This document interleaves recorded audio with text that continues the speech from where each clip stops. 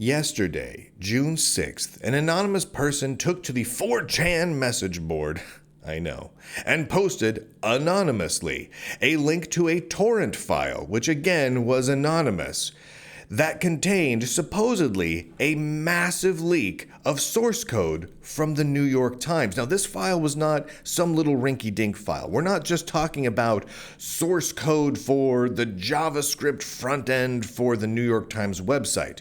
We are talking about a 334 gigabyte archive containing supposedly 3.6 million and some change files, individual source code files.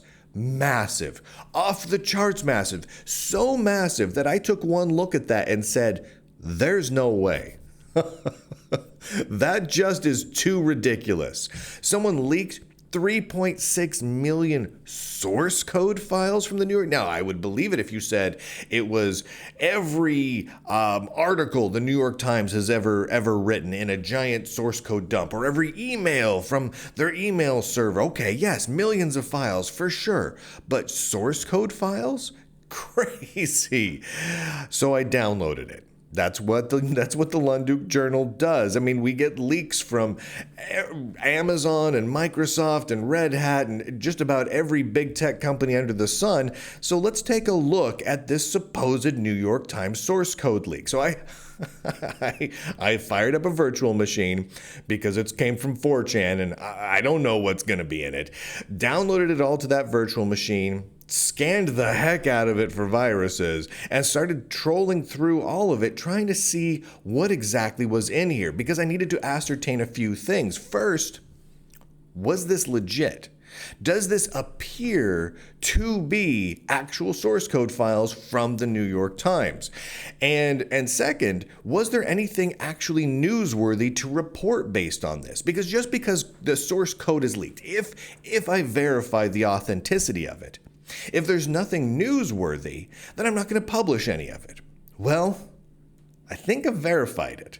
It looks about as legit as you can get. I went through, I read a bunch of it in depth, and when I say a bunch of it, I mean I spent a long time on it and barely made a dent.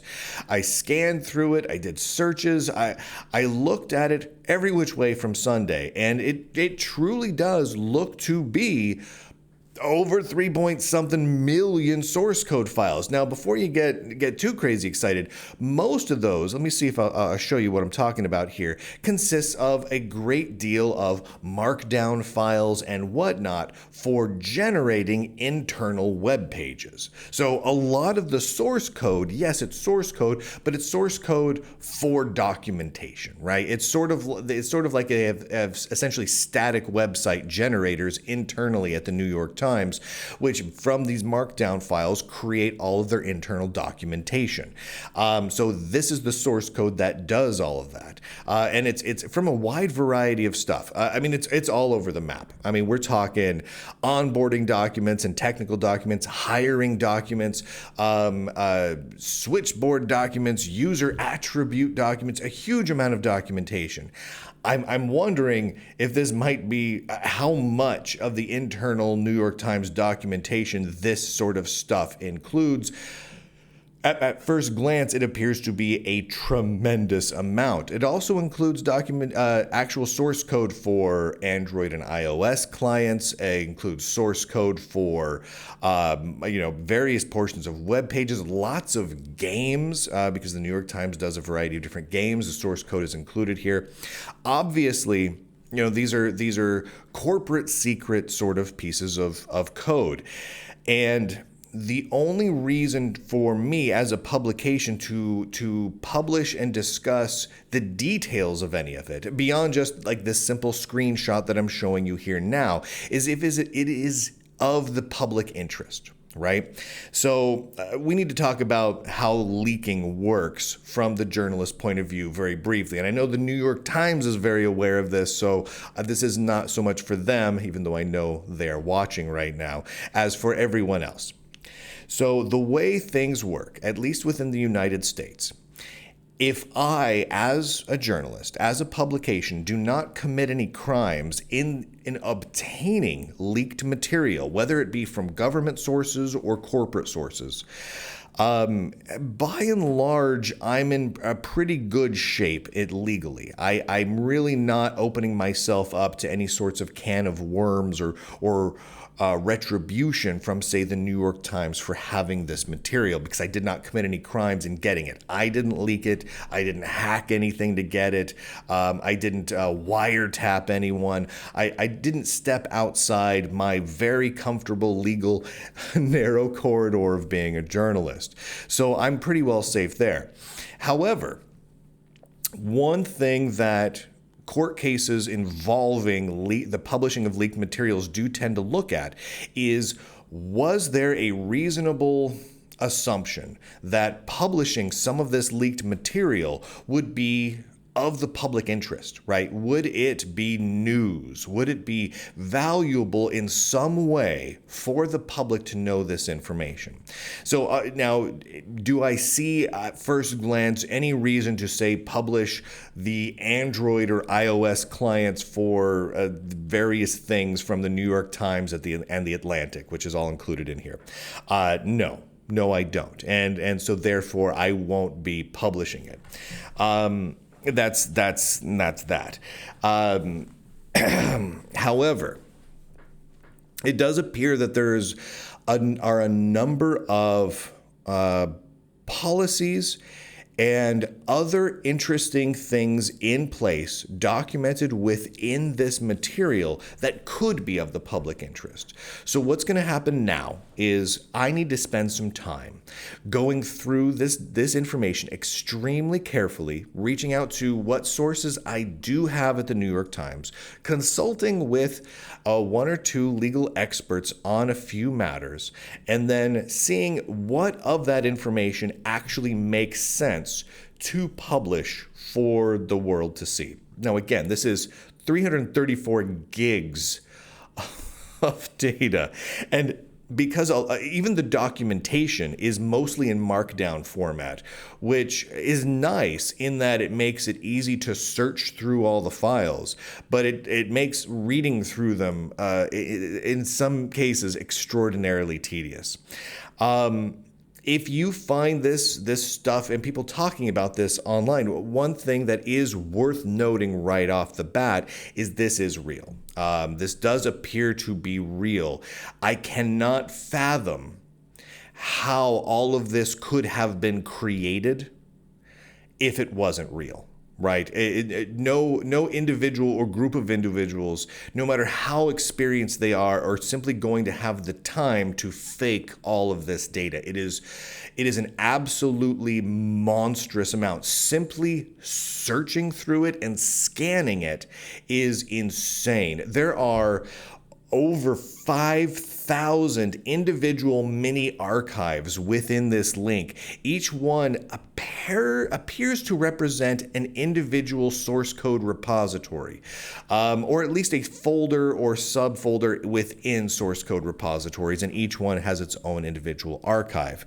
And I should be clear that by and large, these are all separate. I don't have multiple revisions of each individual repository. I just have the latest snapshot is what it appears to be. Now, what the New York Times has not verified this. They have not commented on this to my knowledge. I have no information at this point of who could have leaked all of this. Absolutely no verification on that whatsoever. I do have some indication of when this happened because many of the files contained dates within them. So I do have some information about when this content was archived and distributed. And it's fairly recent.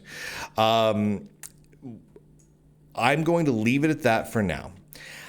This is a very interesting and sticky one because there is so much to go through here, and I want to be very careful to be respectful of the New York Times intellectual property here. I like to be careful about this. I also want to be careful about how I present this information, because it is a lot, and I don't want to simply dump it all out there online, because that would probably get me in a great deal of trouble. So I'm going to be very, very careful about all of this. So I've got a long couple of days ahead of me of reading, researching, and talking with a few of my contacts at the New York Times, as well as speaking with a couple of attorneys. But this is a truly fascinating link, and it is real. This is absolutely real. It is massive, and I'm going to expect that whether it comes from the Lunduke Journal or other outlets, we're going to see some fairly fascinating revelations in the days to come based on this. And it touches on what the Lunduke Journal does, because we have all this source code. I mean, it's fascinating.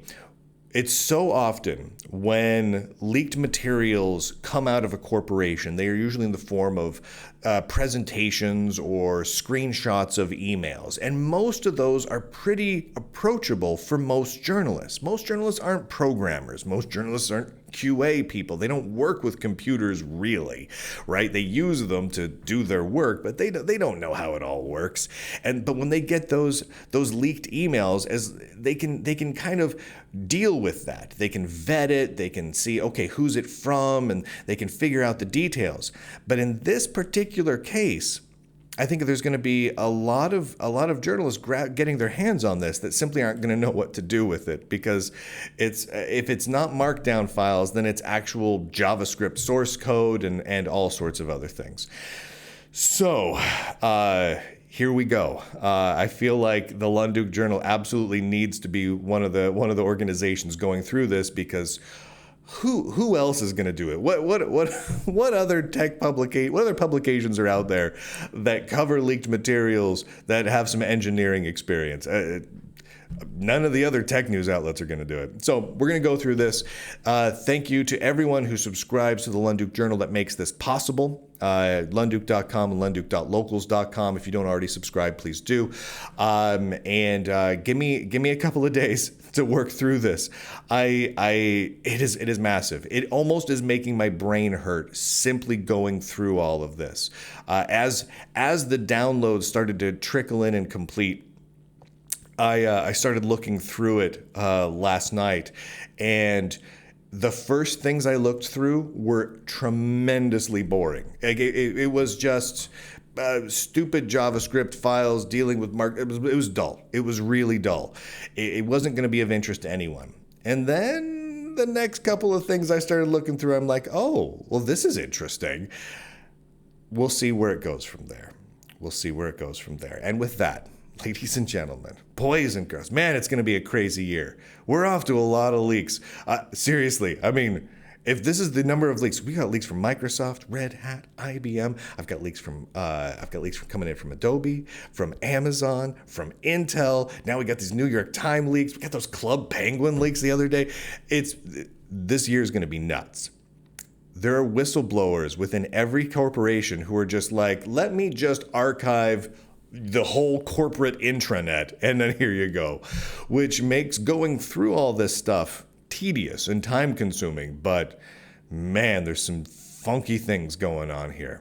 With that, ladies and gentlemen, boys and girls, nerds and nerdettes across the inner tubes, I do declare, woo, end broadcast.